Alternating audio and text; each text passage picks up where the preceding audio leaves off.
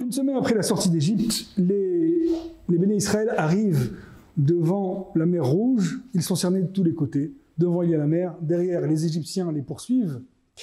Et Hachem produit un miracle extraordinaire. Il ouvre la mer Rouge, donc Kriyat Yam-Souf.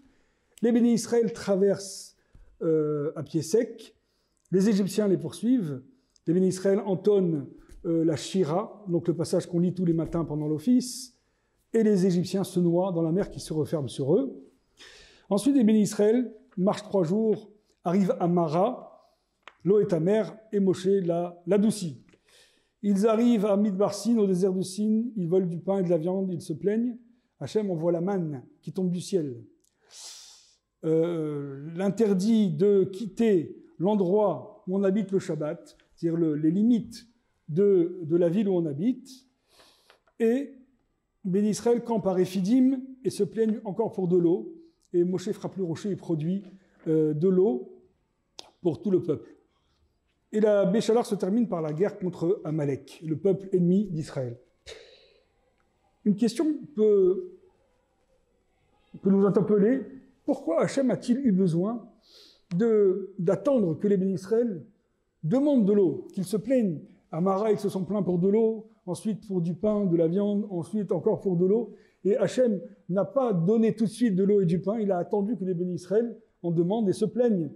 Pourtant, il les a accompagnés au début, dès le départ, en Égypte, les 10 plaies, la traversée de la mer Rouge. Et au moment où il faut véritablement, réellement les aider au quotidien, eh bien là, pour des choses qui sont élémentaires, eh bien là, il attend qu'il y ait une demande, une plainte. On pourrait répondre en disant que les sages font une comparaison entre l'eau et la Torah. L'eau, c'est le symbole de la Torah. Et donc, de la même façon que là, pour l'eau, eh bien, ils ont marché 3 jours et ont trouvé de l'eau. Donc, on apprend de là qu'on ne peut pas rester 3 jours sans lecture de la Torah. C'est pour ça, c'est la raison pour laquelle on doit lire la Torah à la choule, Shabbat, lundi, jeudi, parce qu'entre ces jours-là, il n'y a pas plus, jamais 3 jours.